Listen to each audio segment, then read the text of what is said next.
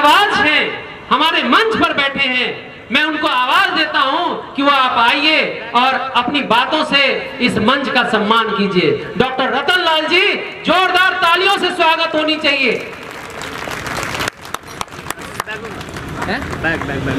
एक minute record कर लेते।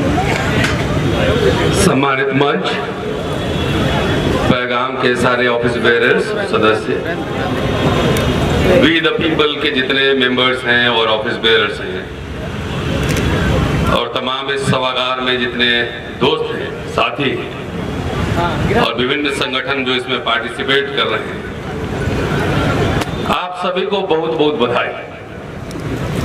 बधाई इसलिए कि 6 महीने के अंदर 2 बड़े बड़े कार्यक्रम आपने इस रामलीला ग्राउंड में किए। ये कोई आसान बात नहीं है, और देश भर से इतने सारे महत्वपूर्ण वक्ताओं को 2 दिन तक लगातार बांध कर रखना और उनको सुनना, और लोग यहाँ समय देते हैं, ये कोई आसान काम नहीं है। जाहिर है कि यहाँ आईबी के लोग भी होंगे, ये सारी रिपोर्ट खबर तो जाती ही होगी, ये सब हम लोग जानते हैं, लेकिन जो बात है वो बात तो कहना ही पड़ेगा। चाहे आईबी जाए, चाहे सीबीआई जाए, चाहे जहां भी जाए, जो सच्चाई है वो रखनी पड़ेगी बगैर किसी औपचारिकता के, क्योंकि बहुत सारे वक्त हैं और मैं ज्यादा वक्त आप लोग का नहीं लेना चाहता। सीधा और सीधा ये संविधान और मनुस्मृति के बीच ये धर्म युद्ध चल रहा है, सीधा और सीधा। एक तरफ आरएसएस और बीजेपी है, वो मनुस्मृति का समर्थक है, पूरे इसके दर्शन, और मैं समझता हूं कि दूसरी तरफ जितने संगठन और विपक्ष है उनको होना चाहिए। जनता लोग एकीकृत है, अब नेताओं की जिम्मेदारी है, पॉलिटिकल पार्टी की जिम्मेदारी है कि वो एक हो जाए, ना नुकुड़ छोड़े, नहीं तो आज मेरी बारी है, कल आपकी भी होगी। अभी मैंने खबर पढ़ा लालू जी के फैमिली को फिर पूछताछ के लिए कई घंटों से बंद किया हुआ है, लेकिन इसी बीच 9 सांसदों ने प्रधानमंत्री को चिट्ठी लिखा है कि ईडी के दुरुपयोग पर संवैधानिक संस्थाओं का तो मैसिव दुरुपयोग हो रहा है।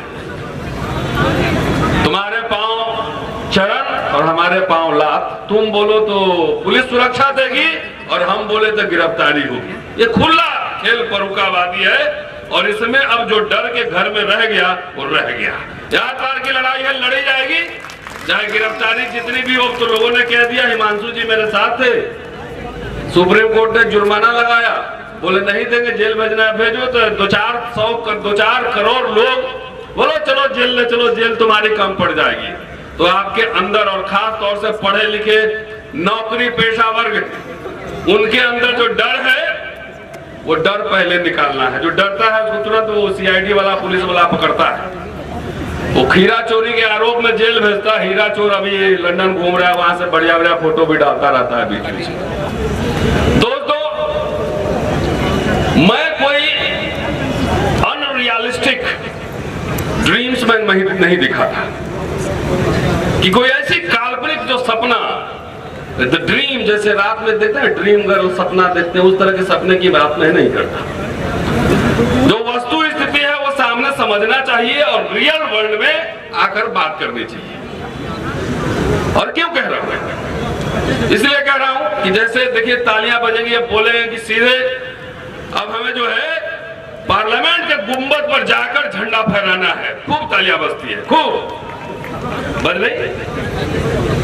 पार्लियामेंट के गुंबद पर जाकर दूरबीन से अफगानिस्तान और अमेरिका तक पूरा हुकूमत करना, रसिया तक पहुंच जाना है। खूब हमारे लोग ताली बजाते हैं, उनको गुदगुदी लगती है, अच्छा लगता है सुनने में कि ब्राह्मण जूता बांधेगा तो सुनने में अच्छा लगता है। फिर रात में सपना में देखता है कि मैं सिंहासन पर बैठा हूं और बाबू साहब ब्राह्मण लोग मेरे पांव मालिश कर रहे हैं, कितना अच्छा लगता है सुनने में। ब्राह्मण को विदेश भेज देंगे तो अच्छा लगता है। एक आदमी और ये बात बोलता है कि मुसलमान को पाकिस्तान भेज देंगे तो विदेश भेज देंगे, सुनने में फिर गुदगुदी लगता है कि चले जाएंगे तो सारा मठ का जमीन मंदिर का माल हमारा ही होने वाला है। चुनाव के समय बीजेपी के लोग फैलाते हैं कि ये मुसलमान पाकिस्तान जाओ चला जाएगा तो आपको नवाब साहब की हवेली और जमीन आप ही को मिलने वाला खूब अच्छा लगता है नहीं लगता है? आज तक 4 मुसलमान को पाकिस्तान भेज पाए? आरएसएस बीजेपी सरकार 8 बरस से है, बताओ कितने मुसलमान को कहां से कहां भेजती है? लेकिन ये खाली दलितों को मैं फोकस कर रहा हूं, मैं अभी बहुजन पर नहीं जा रहा हूं। दलितों को आज मैं विशेष रूप से शेड्यूल कास्ट शेड्यूल ट्राइब को फोकस कर रहा हूं। ये कोई आपको ब्राह्मण को यूरोसिया भेजने का सपना दिखा रहा है, कोई मुसलमान को पाकिस्तान भेजने का सपना दिखा रहा है, तो भेजोगे भाई तो पाकिस्तान टफ बॉर्डर है, पासपोर्ट भी लेना पड़ेगा, मांगना पड़ेगा, अफगानिस्तान भी बीच में है कि नहीं? कैसे भेजोगे?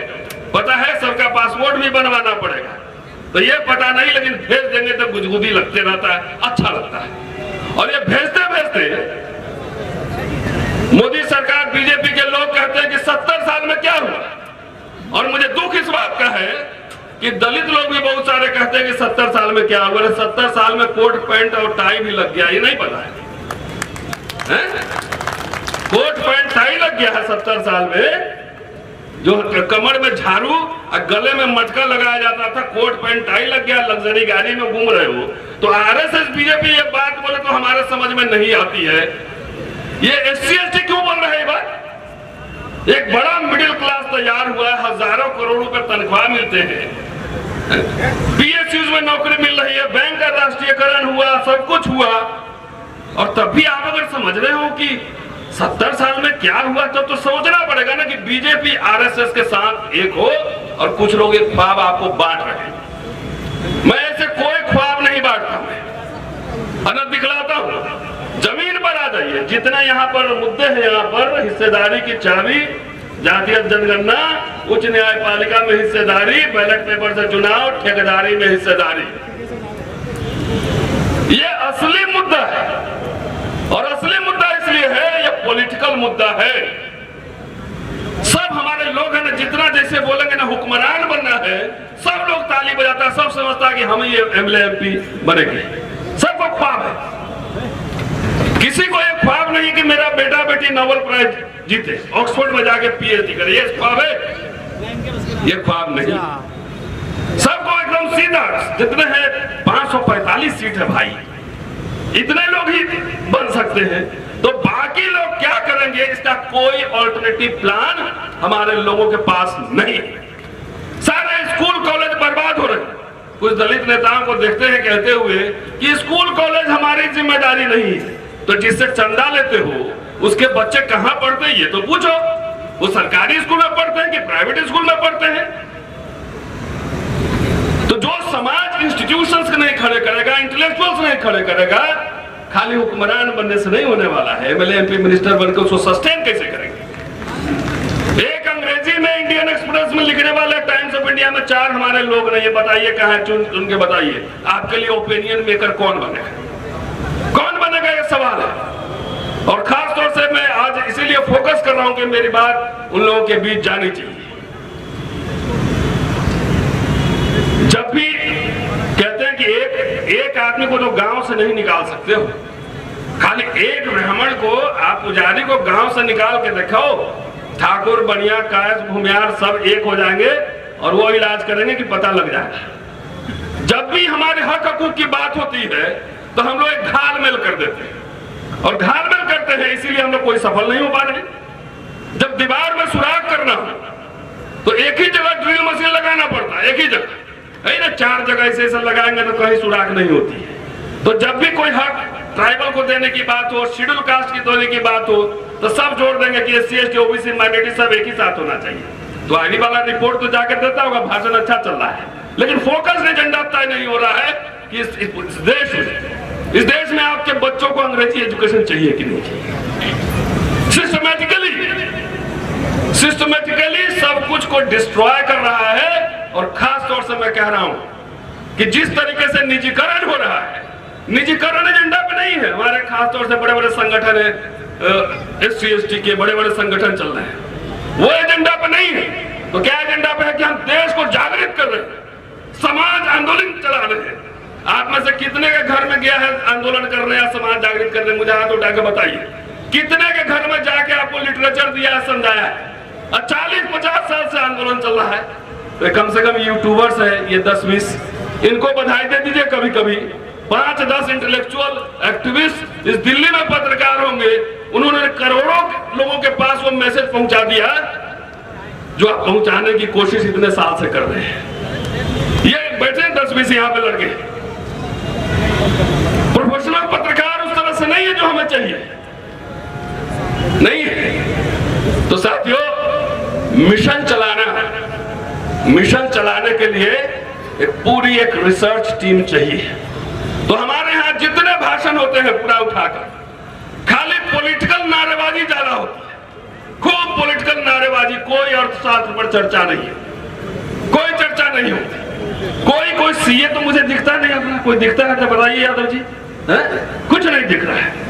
हमने उसको बनाया नहीं, बढ़िया वकील नहीं मिलते हैं, बढ़िया क्या बताएं। तो इसलिए जो नशा है सीधा और सीधा, ये जितने एजेंडा है ये पॉलिटिकल पार्टी ही पूरा कर सकती है, और पॉलिटिकल पार्टी तब पूरा कर सकती है जब आप में जज्बा और जुनून हो। 2 एग्जाम्पल दे रहा हूं, 3 एग्जाम्पल। 2 अप्रैल 18 SC/ST एक्ट पर भारत बंद, हमारे कुछ साथी शहीद हुए, अभी 2 अप्रैल आ रहा है। एक फोकस था प्रिवेंशन ऑफ एट्रोसिटीज एक्ट, दूसरा किसान भाइयों का आंदोलन, एक ही मुद्दा था। तीसरा रोस्टर का आंदोलन जो विश्वविद्यालयों से चला, एक ही मुद्दा था, उसी पे फोकस करके उसको कंसंट्रेट करके रखा गया। तो ये सारे मुद्दे हैं। अगर उत्तर प्रदेश में बीजेपी को कौन हरा सकता है? बीजेपी को हरा सकता है अखिलेश यादव की समाजवादी पार्टी और बहन जी की बहुजन समाज पार्टी, और अकेले दोनों भी नहीं हरा सकता है।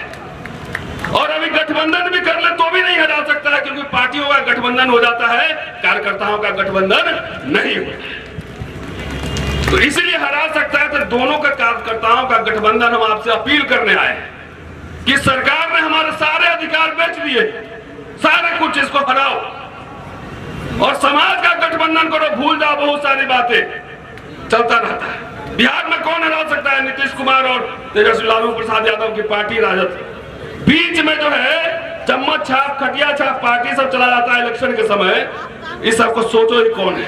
कोई हैदराबाद से आ गया, कोई महाराष्ट्र से आ गया, कोई कहीं से आ गया। तो ये समझिए हम जनता को एक करने आए हैं, पॉलिटिकल पार्टी को भी एक करने आए हैं कि अगर चारों डिमांड, मैं बधाई देना चाहता हूं अपने सारे साथियों को कि बड़ा चुन के आपने हिस्सेदारी की बात उठाई है, क्योंकि निजीकरण में आरक्षण गया। और एजेंडा एक और लाना होगा कि सरकार ने पिछले 8 साल में जितने बेचे हैं सरकारी संपत्तियां, उन सब का पुनः राष्ट्रीयकरण हो, ये सवाल लाना। अगर नहीं होगा तो ये जान लो सबसे ज्यादा SC/ST, उसके बाद OBC और उसके बाद माइनॉरिटी, सबका RSS बीजेपी सरकार सबका BP और शुगर ठीक कर देगा। सबका BP शुगर ठीक हो जाएगा, नौकरी रहेगा, काम नहीं रहेगा, जाके खेत में हल चलाओगे, दिन भर धूप में बैल चलाओगे, अपने आप खाना टाइम पे मिलेगा नहीं, BP शुगर रहेगा नहीं। तो आपको जो है जो कोट टाई पैंट जो पहना हुआ है ना, उसको पूरे उतारने की तैयारी चल रही है। मैं तो विभाग से बोल रहा हूँ क्या हो जाएगा। एक ही लाइफ है, कोई अमर होने आया नहीं है, कोई 70 साल जिएगा, कोई 80 साल जिएगा। लेकिन जब जंगल में आग लगी हो, जब सारे हक हकूक लूटे जा रहे हो, सब कुछ बर्बाद हो रहा है, संवैधानिक संस्थाएं, अगर उस समय हमारे जैसे लोग अगर चुप रहे तो इतिहास जब लिखा जाएगा ना, तो लिखा जाएगा सब चुप्पा भगोड़ा था। तो मैं अपना नाम कम से कम, हम लोग कोई संगठन नहीं चलाते हैं, संगठन कोई चंदा वंदा नहीं लेते, इंडिपेंडेंट रिसर्चर है, इंडिपेंडेंट तरीके से काम करते हैं। और ये बोलना, लिखना, क्रिटिक डेवलप करना हमारा फर्ज है, काम है। इसलिए कम से कम जब इतिहास लिखा जाएगा तो यूट्यूब वाला भाई लोग जिंदा रखेगा मेरा वीडियो।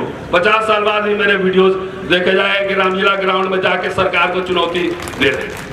दोस्तों, सिर्फ ये आग्रह है कि हमारे यहाँ एक कहावत है कि इलेक्शन के दिन ही, गांव में चुनाव के दिन ही, अगर हम चुनाव लड़ रहे हैं, अब बचपन में आग तापते वक्त किसी को मजाक में जला दिए हो हल्का सा, तो चुनाव के दिन ही उसको याद आता है कि बचपन में जलाया हुआ है। इसलिए जो है उसको वोट नहीं देता है। और जरा ऊपर देखिए, ऊपर चाहे जैसे भी हो वोट सब एक ही जगह देता है। आपस में भले 302 और 304 का मुकदमा चलता हो, लेकिन वोट वो एक ही जगह पड़ता है। इसलिए मनभेद और मतभेद दोनों उठाइए, आप एक होइए, नेता को हम लोग एक कर लेंगे। शुक्रिया, जय भीम।